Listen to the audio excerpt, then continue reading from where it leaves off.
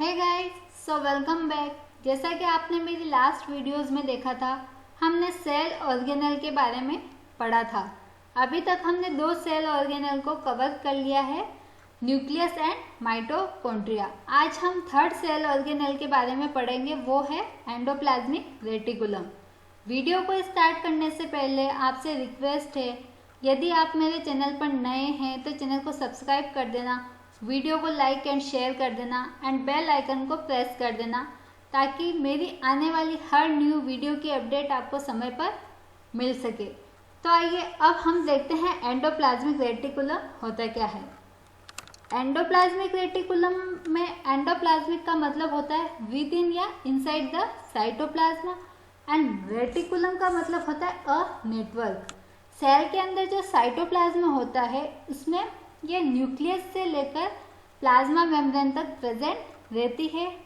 इसको first time 1945 में KR. Porter ने डिस्कवर किया था।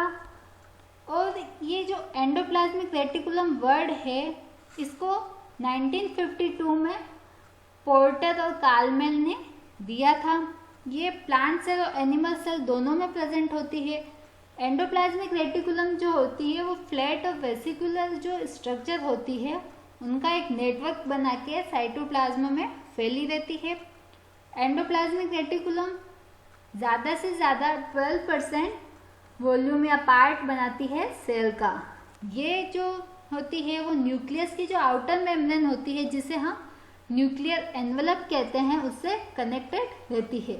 जैसा कि आप यहाँ डायग्राम में देख सकते हैं, यहाँ पर ये एंडोप्लाज्मिक रेटिकुलम का डायग्राम है, जिसमें न्यूक्लियस की आउटर सरफेस पर न्यूक्लियर पोर है एंड न्यूक्लियर एनवलप है, जिसके ये कनेक्टेड होती है एंडोप्लाज्मिक रेटिकुलम। एंडोप्लाज्मिक रेटिकुलम भी जो यहाँ पे दो टाइप से बताई गई है। फर्स्ट है स्मूथ एंडोप्लाज्मिक, सेकंड है rough endoplasmic. Smooth endoplasmic reticulum जो है ये स्मूथ होती है इसकी सरफेस, क्योंकि इसकी सरफेस पर राइबोसोम अब्सेंट होते हैं। और रफ एंडोप्लाज्मिक रेटिकुलम जो होती है इसकी सरफेस पर राइबोसोम प्रेजेंट होते हैं, इसलिए इसकी सरफेस रफ होती है। ये एंडोप्लाज्मिक रेटिकुलम एक फ्लैट स्ट्रक्चर सिस्टर्नी से मिलकर बनी होती है, जो न्यूक्लियस से लेकर प्लाज्मा मेम्ब्रेन तक फैली रहती है। और इन सिस्टर्नी के बीच में एक स्पेस पाया जाता है, जिसे हम सिस्टर्नल स्पेस कहते हैं। अब हम इसकी अल्ट्रा स्ट्रक्चर के बारे में देखते हैं।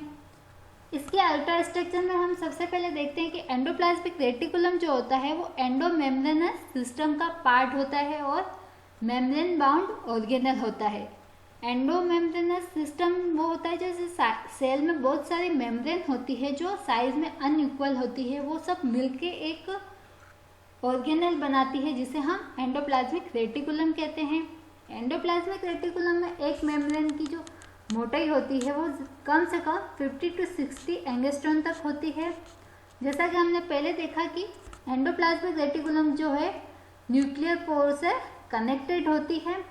अब हम जब इसकी अल्ट्रा स्ट्रक्चर के बारे में देखते हैं तो इसकी अल्ट्रा स्ट्रक्चर में 3 टाइप के कंपोनेंट्स मिलते हैं। फर्स्ट आता है इसमें सिस्टर्नी। सिस्टर्नी जो होता है वो नेरो, फ्लैटेंड एंड अनब्रांच्ड होता है। ये जनरली न्यूक्लियस के पास में प्रेजेंट होता है, जो मिलकर एक बड़ा नेटवर्क बनाते हैं, जैसा कि हमने डायग्राम में देखा था। और इन सिस्टर्नी के बीच में जो स्पेस होता है उसे हम सिस्टर्नल स्पेस कहते हैं। ये एक दूसरे के पैरेलल भी प्रेजेंट होती है और एक दूसरे के इंटरकनेक्टेड भी हो सकती है।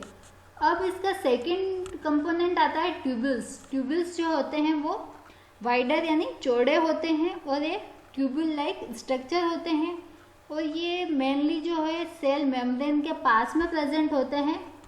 इसका डायमीटर 50 to 100 माइक्रोमीटर तक होता है। अब इसका थर्ड कंपोनेंट आता है वेसिकल। वेसिकल जो होते हैं स्फेरिकल या ओवल बॉडीज होती है, जो साइटोप्लाज्मा में बिखरी हुई होती है। इसका डायमीटर 25 to 500 माइक्रोमीटर तक होता है। यहाँ पे डायग्राम बताया गया है। डायग्राम में आप देख सकते हैं कि तीनों कंपोनेंट्स के बारे में बताया गया है।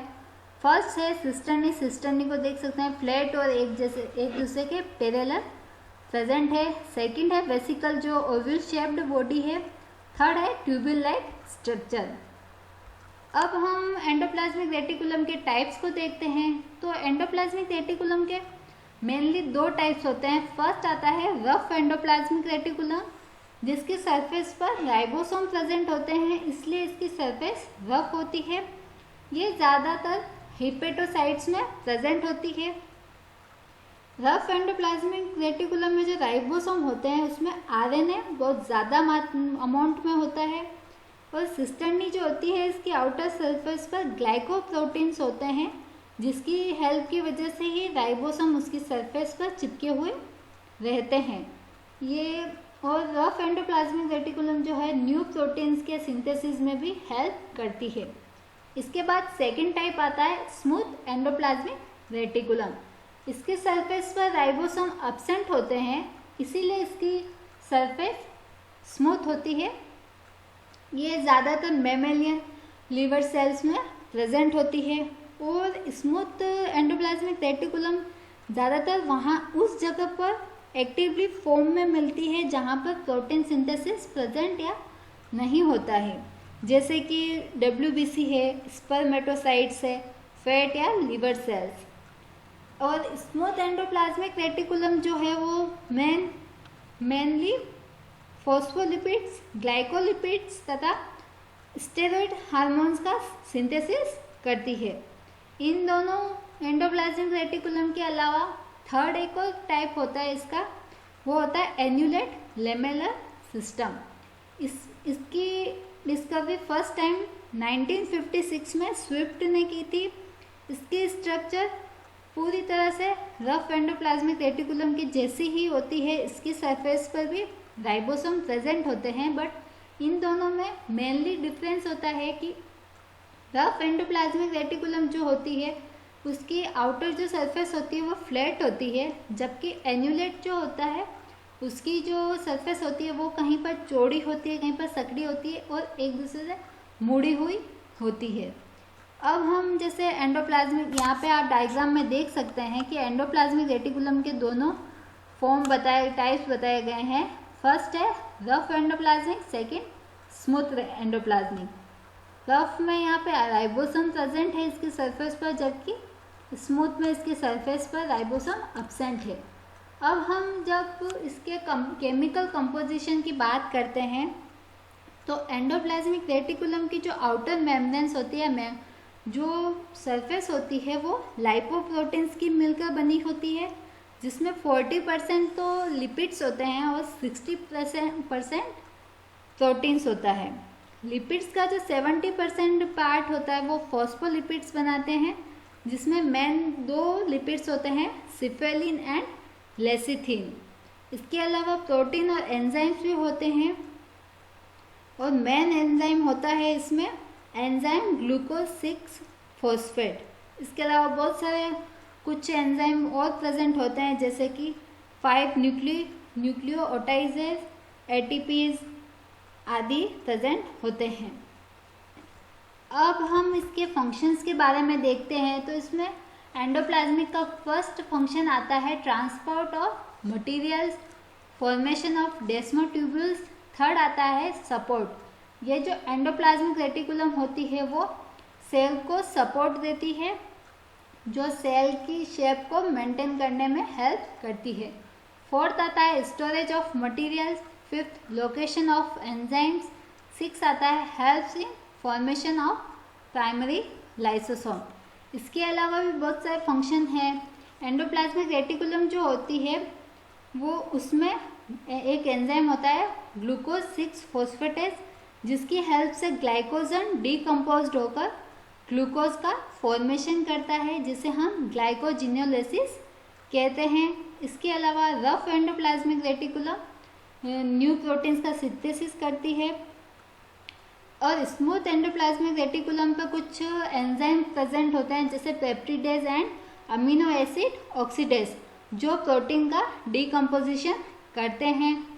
और एंडोप्लाज्मिक रेटिकुलम से प्रोप्लास्टिड, गोल्जी कॉम्प्लेक्स, पेरोक्सिसोम, ग्लाइकोऑक्सीसोम का फॉर्मेशन भी होता है। ये अभी तक हमने इसके फंक्शंस के बारे में देख लिए हैं। अब हम एंडोप्लाज्मिक रेटिकुलम की ओरिजिन के बारे में देखते हैं। एंडोप्लाज्मिक रेटिकुलम की जो ओरिजिन है वो अभी पूरी तरह से इसको पता नहीं लगा पाए हैं।